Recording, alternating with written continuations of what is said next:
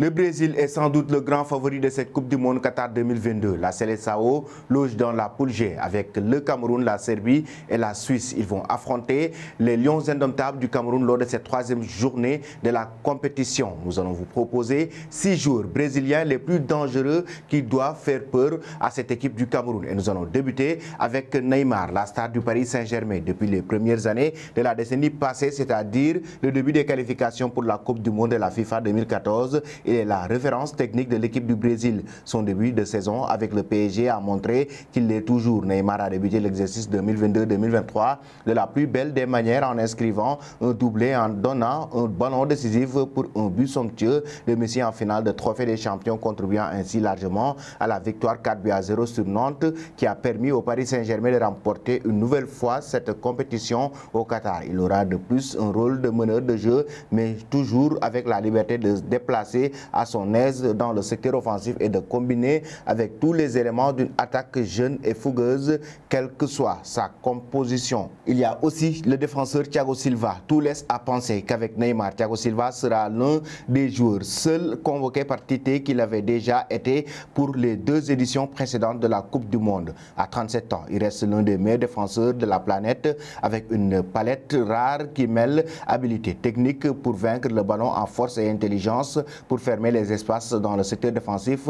Avec Chelsea, il a remporté la Ligue des champions de l'UEFA, la Super Coupe d'Europe et la Coupe du Monde des clubs de la FIFA. Il est devenu une idole au club à tel point que l'un de ses admirateurs n'est autre que John Terry, qui n'était pas le dernier à la manœuvre lorsqu'il s'agissait de gagner des titres avec les Blues. J'adore ça, continuer d'évoluer à un si haut niveau à cet âge et dans le meilleur championnat du monde est quelque chose d'incroyable. J'aurais beaucoup aimé jouer à ses côtés. Il fait tout très bien sans prendre des risques et en toute simplicité, a déclaré John Terry à l'endroit de Thiago Silva. Nous allons ensuite poursuivre avec un autre défenseur ou milieu même défensif. Il s'agit de Marquinhos, ancien coéquipier de Thiago Silva au Paris Saint-Germain international brésilien. Depuis longtemps, le défenseur de 28 ans est au sommet de sa forme, combinant l'expérience qu'il a fortifiée dans les plus grands championnats européens au cours des 9 dernières années et les qualités athlétiques qu'il a conservées. Marquinhos a l'agilité nécessaire pour couvrir beaucoup de terrain, ce qui est essentiel dans une équipe qui joue très haut.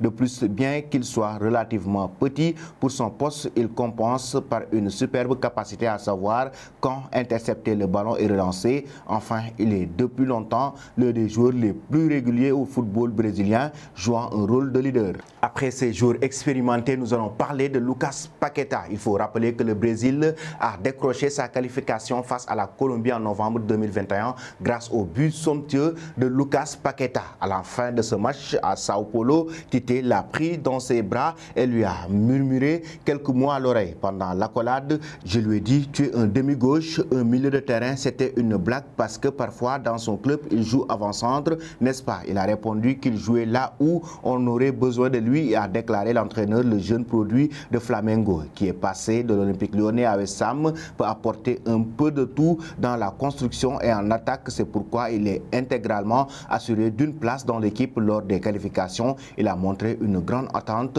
notamment avec Neymar dans les combinaisons qui mènent à la surface de réparation adverse. Nous allons maintenant passer avec le joueur du Real Madrid, Vinicius Junior. Il fait partie des meilleurs joueurs du monde actuellement. Vinicius sera sûrement sur le podium du prochain Ballon d'Or France Football 2022. Il a enregistré une excellente saison avec le Real Madrid l'année dernière et reste une très belle forme cette saison. Lors d'un entretien, Cafu s'est prononcé sur son compatriote Vinicius Junior qui est en pleine expansion. Vinicius est sans aucun doute un grand talent brésilien qui est très fier de jouer pour une grande équipe comme le Real Madrid. Je suis sûr qu'il sera l'un des meilleurs joueurs de la Coupe du Monde au Qatar. Il a besoin de jouer, il a besoin d'être en confiance, il a besoin de s'assurer qu'il est utile à l'équipe brésilienne. C'est un grand talent. Il est jeune et je sais que s'il joue, il fera une grande Coupe du Monde. Nous allons terminer, chers amis, avec Richarlison, auteur d'un doublé lors de la victoire du Brésil contre le Ghana en match amical de préparation au Mondial au Havre. Richarlison s'impose depuis quelque temps à la pointe de l'attaque de la Seleção, une place qu'il aimerait occuper lors de la prochaine Coupe du Monde au Qatar.